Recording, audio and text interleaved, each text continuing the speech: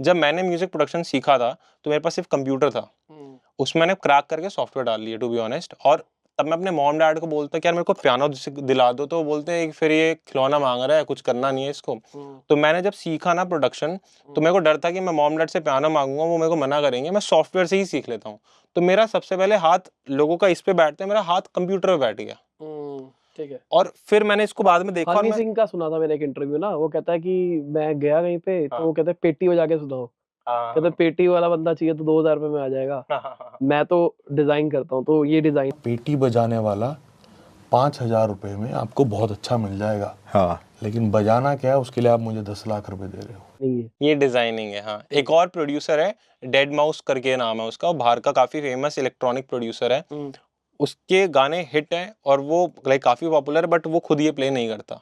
अब मैं ये बोलूंगा, जैसे अगर मेरे को कल को मन करता है क्या मेरे को लाइव परफॉर्म करना है, तो ये मुझे भी सीखना चाहिए और मैं इसकी प्रैक्टिस कर भी रहा हूँ, बुरा नहीं है ये चीज।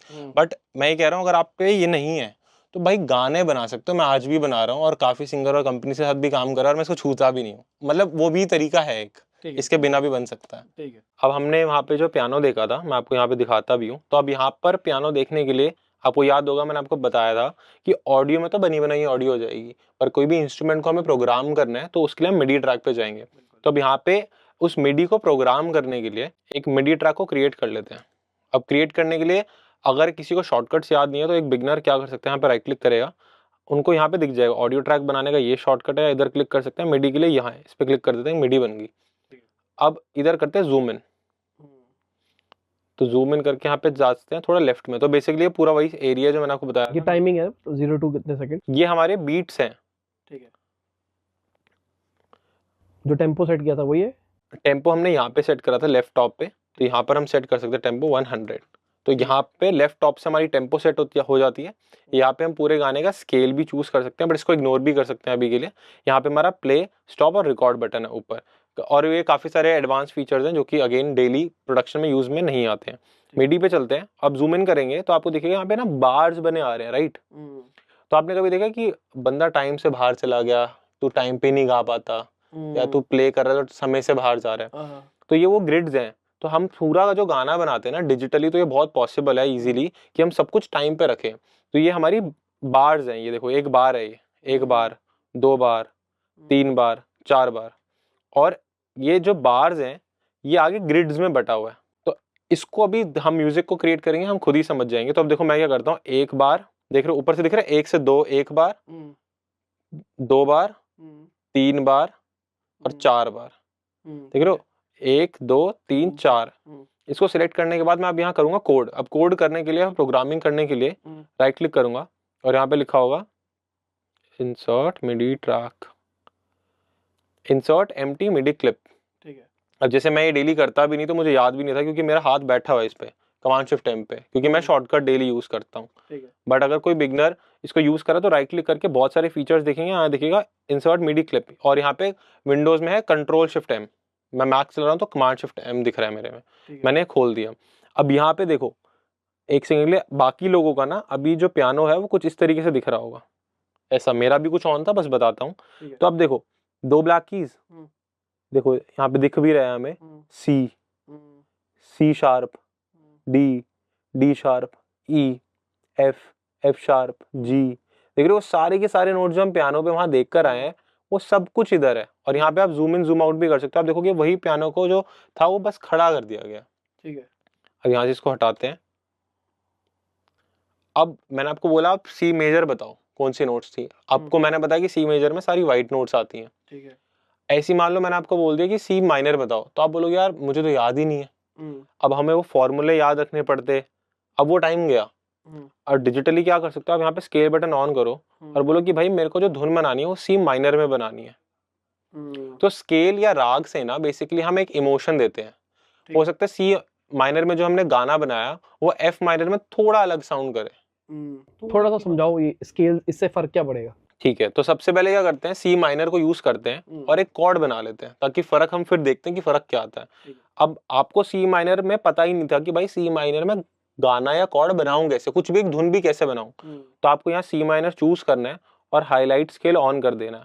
आपको जरूरत ही नहीं है फॉर्मूले याद करने के लिए, मतलब से आपको अब दिख रहा है, देखो आपको अब दिख रहा है कि ये नोट सी माइनर में आती है, ये नोट भी सी माइनर में आती है, ये वाली नोट भी सी माइनर में आती है। मैंने आपको क्या बताया था आगे, एक स्केल के अंदर, एक बार मैं लगा भी देता हूँ, 1 2 3 4 5 6 7।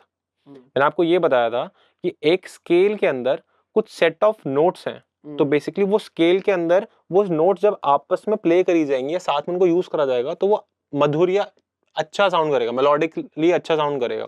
बट उसके बाहर की कोई भी चीज आ जाती है तो वो बेसुरा या ऑफ साउंड करेगा। तो सी माइनर के स्केल में ये सारी नोट्स आती है, आपको याद रखने की जरूरत नहीं है, आपको खुद ही दिखा रहा है वो। ठीक है, अब क्या करते हैं, हमें सारी नोट को साथ में नहीं बजाना। अब हम सबसे पहले सीखते हैं कि कॉर्ड को कैसे क्रिएट करा जाता है। आपने अभी मेरे से पूछा था कि गाने के अंदर ड्रम होता है, वो आपको समझ में भी आ गया, और फिर कॉर्ड और मेलोडी होती है, वो क्या होता है। तो अब कॉर्ड को क्रिएट करने के लिए सबसे पहले हमने सी माइनर चूज करा। ठीक है, हम कोई भी नोट लगा देते, सी पे हमने एक नोट लगा दिया। एक बार मैं इसको प्ले भी कर देता हूँ। अब देखो कोई साउंड नहीं आ रही। अब साउंड क्यों नहीं आ रही, एक बार इसको थोड़ा सा नीचे करते हैं। आप देखो मिडी ट्रैक पे कुछ लगा ही नहीं हुआ, तो कुछ प्रोग्राम ही नहीं हो रहा। अब मैं यहाँ जाता हूँ, यहाँ सर्च करता हूँ ग्रैंड पियानो। अब ऑडियो इफेक्ट में ग्रैंड पियानो मिलेगा क्या? वो मिलेगा कहाँ पे, वो इंस्ट्रूमेंट्स में मिलेगा, क्योंकि इंस्ट्रूमेंट है वो। ग्रैंड पियानो डाल दिया इस पे एक। अब देखो मैं जो मिडी को प्रोग्राम कर रहा था वो कहाँ से करूंगा, वो तो चला ही गया ना पियानो। वो खुलता है मिडी ट्रैक पे डबल क्लिक करके, बट नहीं खुल रहा। आपको अपने माउस को लेके आना है ऊपर, ये पट्टी दिख रही है, ये पट्टी पे ऐसे हाथ आ रहा है, ऐसे बना हुआ है, इस पर डबल क्लिक करना है तो ये पियानो रोल खुलेगा। ठीक है, अब यहाँ पर आपको दिख रहा है वो जो हमने प्रोग्राम करा था। ठीक है, ये सी है। अच्छा, सी के ऊपर आप मुझे ये बताओ, ये नोट सी शार्प है, क्या ये स्केल में आता है सी माइनर के? नहीं आता। कैसे बता पा रहे हो, हाईलाइटेड ही नहीं है। बिल्कुल। ये आता है? आता है। ठीक है, तो इसको लेते हैं हम 1। ठीक है, इसको लेते हैं हम 2। ठीक है, क्योंकि स्केल में तो सेकंड नोट यही है। ये क्या होगी, 3। इसको लेते हैं हम 4। इसको लेते हैं हम 5। ये हमारी कॉर्ड बन गई। अच्छा, तो मैंने क्या करा, सी माइनर के स्केल के अंदर 1 3 5 का फॉर्मूला लगा दिए कॉर्ड को बनाने के लिए, और हमारी पहली एक सी माइनर की। तो आपने इसमें 2 सिलेक्ट किया हुआ है। 1 नीचे वाला नहीं होगा, ये 1 हुआ। अच्छा, सी है। ठीक है, ठीक है, तो इससे गिनते हैं, ये अगर सी 1 है, ठीक है, ये 1 है, तो 2 ये हो गया। ठीक है, अभी मैं उन नोट्स को देखूंगा ही नहीं जो स्केल में जो नहीं आती, मैं उनको इग्नोर करूंगा। और मुझे कैसे पता लगेगा शुरुआत कहाँ से हो रही है? जैसे अभी आपने ये सिलेक्ट किया कि यहाँ से शुरू हो रहा है, मेरे को पर्पल नीचे वाला भी दिखाई दे रहा है। ठीक है, अब मैं एक और चीज बताता हूँ आपको। ये स्केल क्या है, सी माइनर। मैंने बोला था सी माइनर के अंदर ये 7 नोट्स आती हैं, आप उनको यूज करके गाने बना सकते हो। ठीक है, अब उसको ब्रेक डाउन करते हैं। और वो जो नोट्स आई, मैंने सी को 1 लिया और यहाँ 2 3 4 5 लगा दिया, तो मेरी सी माइनर कॉर्ड बन गई। बट आपने बोला यार अगर मैं इसको 1 ले लेता हूँ, मान लो इसको, या फिर इसको 1 ले लेता हूँ, मान लो जी को ले लेते हैं 1, तो 1 2 3 4 5। तो अब ये क्या चीज होगी, ये होगी जी माइनर कॉर्ड। अब एक और चीज बताता हूँ मैं, एक और चीज पे आता हूँ। आप क्या करो, यहाँ पे भी 1 3 5 का फॉर्मूला लगाते हैं, बस आपको ना स्केल के बाहर की नोट नहीं इस्तेमाल करनी। ठीक है, तो ये हमने 1 3 5 के से फॉर्मूला लगा दिया। अब मान लो मैं यहाँ से लगाता हूँ, ये हमने ली 1 2 3 4 5। तो अगर आप ये देखोगे, ये ई अजीब सा कुछ बना हुआ है, राइट, ई बी बना हुआ है। एक बार स्केल बटन को ऑफ करते हैं, ये क्या नोट है, डी शार्प। डी शार्प को एक बार यहाँ पे राइट क्लिक करते हैं और मैं शार्प चूज कर देता हूँ, तो डी शार्प दिख रहा है। ये मैंने अभी पढ़ाया भी था आपको, डी शार्प है। और हर एक शार्प का ना एक और नाम भी होता है। मान लो राइट क्लिक करो यहाँ पे और शार्प और फ्लैट दोनों चूज कर दो, तो डी शार्प का दूसरा नाम है ई फ्लैट, क्योंकि डी से के ऊपर वाली नोट को डी शार्प बोला जाता है। बट इसको देखने का एक और नजरिया भी है कि ए के पीछे वाली नोट, सॉरी ई के पीछे वाली नोट। तो जैसे मान लो मेरा नाम है यहाँ पर उत्कर्ष, आगे तो एक के पीछे वाला, दोनों कंसीडर नोट वही है, बस मेरा नाम यहाँ पे उत्कर्ष बुला रहे हैं, घर पे मेरे को मम्मी मान लो बंटी बुला रही है, दोस्त मेरे को छोटी बुला रहे हैं, हूँ तो मैं वही, बट नाम अलग अलग है। और उसको जब डी से देखते हैं, डी के आगे वाली नोट को तो डी शार्प बोला जाता है और ई के पीछे वाली नोट पे ई फ्लैट बोला जाता है। अब ताकि ऑडियंस कंफ्यूज ना हो तो एबल्टन में यहाँ पे राइट क्लिक करके आप शार्प एंड फ्लैट दोनों चूज कर दो ताकि आपको दोनों दिख जाए। जैसे मैंने सिर्फ शार्प करा हुआ था बट लोग कंफ्यूज ना हो इसलिए मैं सेट कर देता हूँ ताकि दोनों दिख जाए। और यहाँ पर जब हम स्केल बटन ऑन कर रहे हैं तो वो सिर्फ और सिर्फ ई फ्लैट दिखा रहा है जो कि डी शार्प ही है। तो लॉजिकली मैं इसको बोलूंगा ये डी शार्प, ये जो हमने कॉर्ड अभी पकड़ी है ये कौन सी है? हाँ डी शार्प। अब ठीक है, अब मैं आपको बताता हूँ, आपने इसको डी शार्प कॉर्ड बोल दिया। एक तो होता है स्केल, मेजर स्केल या माइनर स्केल। कॉर्ड में भी मेजर कॉर्ड या माइनर कॉर्ड होती है। अब ये स्केल बताओ कौन सा है हमारा? C minor. C minor. इसके अंदर ये कॉर्ड का नाम क्या है? सी माइनर कॉर्ड है। ये देखो इस कॉर्ड का नाम तो आपको पता ही नहीं ना। अभी मैं बताता हूँ मेजर कैसे करते हैं, नापते कैसे हैं कि सी माइनर कॉर्ड है, सी मेजर कॉर्ड नहीं है। देखो नोट लगाया एक का गैप, दो का गैप। अब आपको सारी नोट्स देखनी है, अब हाईलाइटेड वाली नहीं देखनी। एक का गैप, दो का गैप, तीन का गैप। तो जब आपको दिखाई दे कि यार मैंने नोट लगाया हुआ है और उसके ऊपर की जो नोट लगी यहाँ पे दो का गैप है, फिर उसके ऊपर की जो नोट है वो तीन का गैप है, तो ये माइनर कॉर्ड कहलाती है। ठीक है। और यहाँ पे आप देखो ये डी शार्प, इसको मैं एक सेकंड के लिए बंद कर देता हूँ ताकि ऑडियंस कंफ्यूज ना हो। डी शार्प है इसका नाम, एक दो तीन हो गया यहाँ पे और ऊपर हो गया दो, तो ये हमारी डी शार्प मेजर कॉर्ड है। अब दोबारा समझना, अगर दो का गैप है स्टार्टिंग के अंदर तो उसको हम कह रहे हैं माइनर कॉर्ड, और बड़ा हो गया मतलब तीन हो गया तो मेजर कॉर्ड। पहले दो पहले तीन बाद में तो माइनर कॉर्ड, तीन पहले दो बाद में तो मेजर कॉर्ड। अब ये समझना, ये जो मान लो हमने ये ले रखा है, इसमें फ्रेंच फ्राइज पड़े हुए हैं, ये मान लो एक सी माइनर का स्केल है। अब सी माइनर के स्केल में डी शार्प मेजर कॉर्ड भी आती है और सी माइनर कॉर्ड भी आती है। तो एक स्केल के अंदर हर एक नोट की अलग अलग कॉर्ड आती है। बट आप बोलोगे यार सी माइनर स्केल ली है हमने, तो क्या इसमें सी मेजर कॉर्ड भी आएगी? ठीक है, आएगी। ठीक है, एक बार सब कुछ बंद करते हैं, सब कुछ डिलीट कर देता हूं मैं। साहिल जी आपने बोला सी मेजर कॉर्ड आएगी सी माइनर में, ठीक है।